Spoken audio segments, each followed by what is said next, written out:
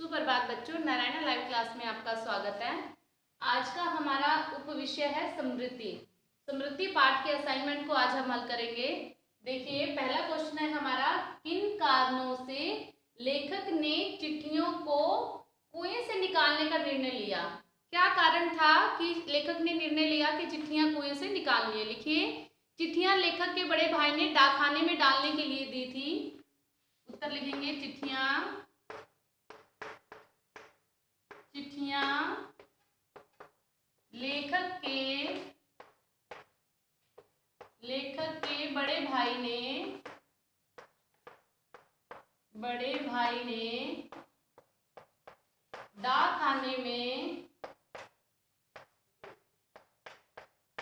डाकखाने में डालने के लिए दी थी।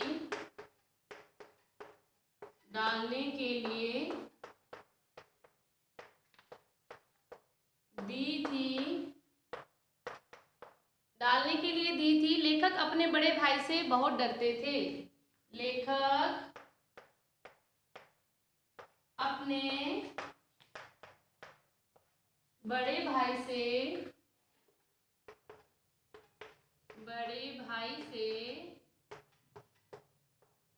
बहुत डरते थे।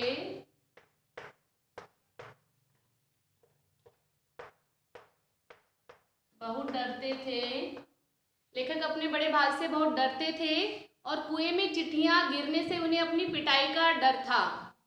और कुएं में चिट्ठियां गिरने से उन्हें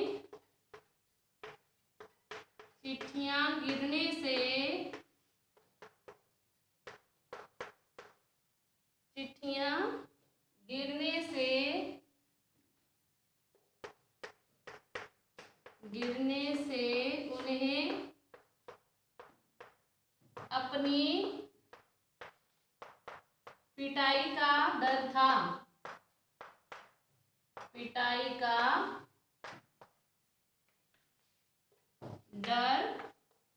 था। चिट्ठियां कुएं में गिरने के कारण उन्हें अपनी पिटाई का डर था और वह झूठ भी नहीं बोल सकता था। और वह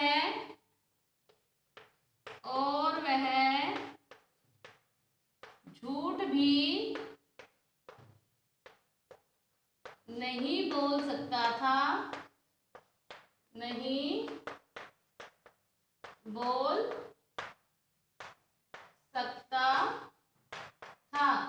ये सब कारण थे। इन्हीं सब कारणों से लेखक ने कुएं में चिट्ठियां निकालने का निर्णय लिया। इन्हीं सब कारणों से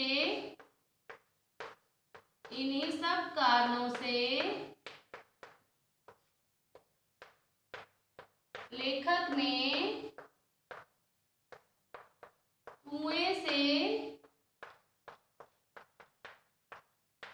से चिट्ठियां निकालने का निर्णय लिया। चिट्ठियां निकालने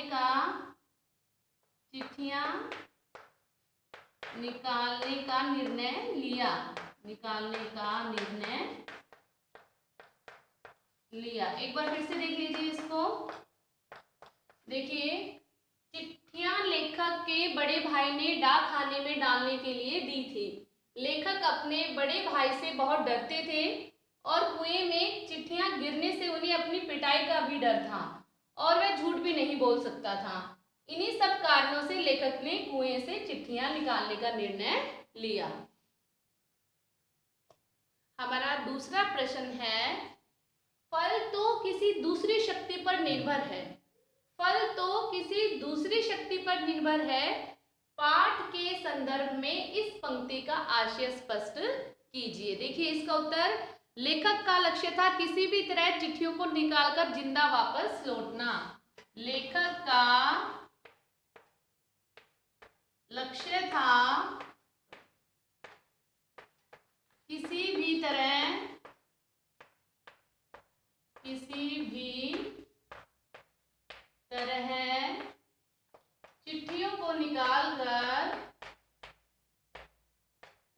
चिट्ठियों को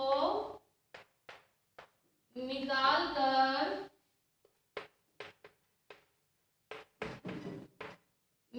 कर घर वापस लौटना, घर वापस लौटना, घर वापस लौटना। जी इस काम में बड़ी अड़चने थी, इस काम में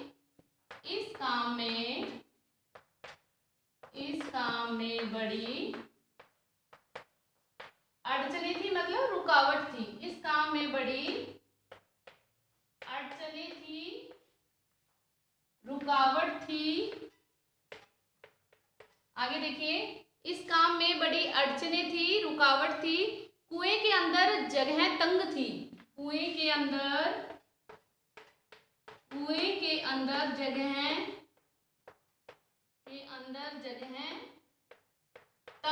तंग थी मतलब संकरी थी, जगह बहुत कम थी, जगह तंग थी, बहुत कम जगह थी कुएं के अंदर। आगे हम लिखेंगे कि सांप एक विषधर था जिसके काटने पर जिंदा बचना नामुमकिन था।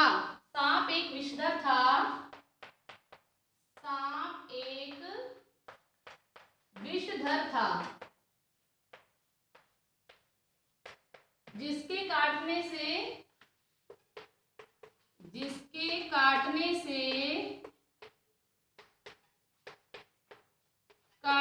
वापस लौटना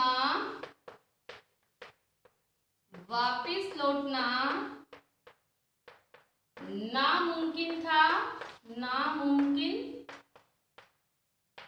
नामुमकिन था, क्योंकि सर्प जो था वो विष धारण किए हुए था और सर्प के काटने पर उसका लौटना नामुमकिन था। सब कुछ इस बात पर निर्भर करता था कि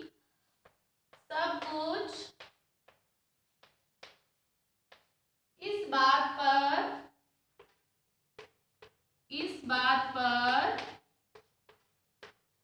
निर्भर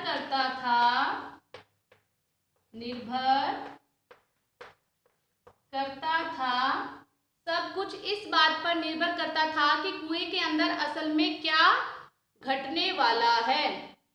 करता था कि कुएं के अंदर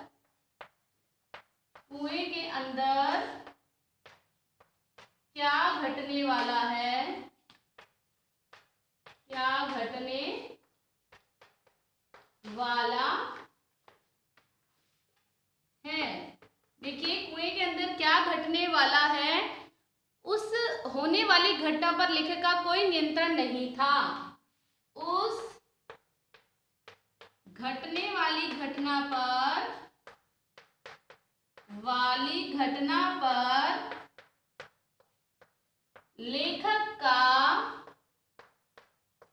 लेखक का कोई नियंत्रण नहीं था, कोई नियंत्रण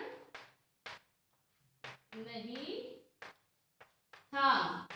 देखिए, कुएं के अंदर जाने पर लेखक जब सोच रहा था कि मैं चिट्ठियां कुएं के अंदर से जाकर के निकाल लाऊं, तो उसको खुद नहीं पता था कि कुएं में जाने के बाद उसके साथ कौन सी घटना घटने वाली है, सांप कैसे रिएक्ट करेगा, वो उसका कैसे सामना करेगा। ये सब बातें लेखक के नियंत्रण में नहीं थी। दोबारा से एक बार देख लीजिए।